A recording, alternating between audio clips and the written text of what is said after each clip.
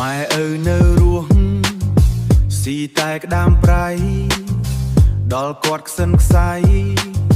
ជ្រូកខ្វៃពេញភ្នោដល់គាត់ខ្សិនខ្សៃជ្រូកខ្វៃពេញភ្នោដល់សែនរួចហើយផឹកស្រែកហូខ្មោចនៅក្នុងភ្នោ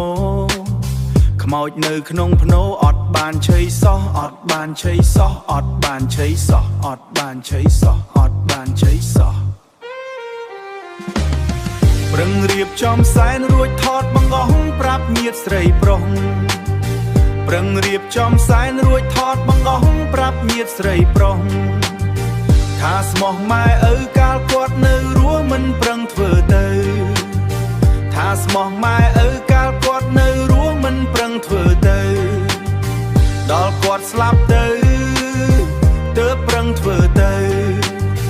ដល់គាត់ស្លាប់ទៅទើបប្រឹងសំដែងទើបប្រឹងសំដែងរាវទិញជ្រូកខ្វៃមកសែនកងម៉ារាវទិញជ្រូកខ្វៃមកសែនកងម៉ា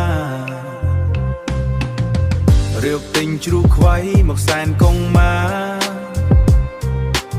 អួតប្រាប់គេថាដូនតាអញ្ចឹងទាំងដែរខ្លួនខ្មែរអួតគេថាដូនតាអញ្ចឹងទាំងដែរខ្លួនខ្មែរ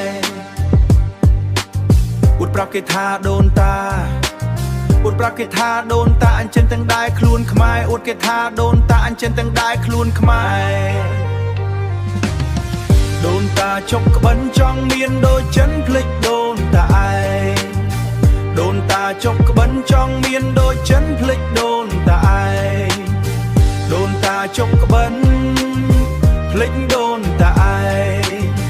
ដូនតាចុកក្បិនភ្លេចដូនតាឯងដូនតាចុកក្បិនភ្លេចដូនតាឯងភ្លេចដូនតាឯងភ្លេចដូនតាឯង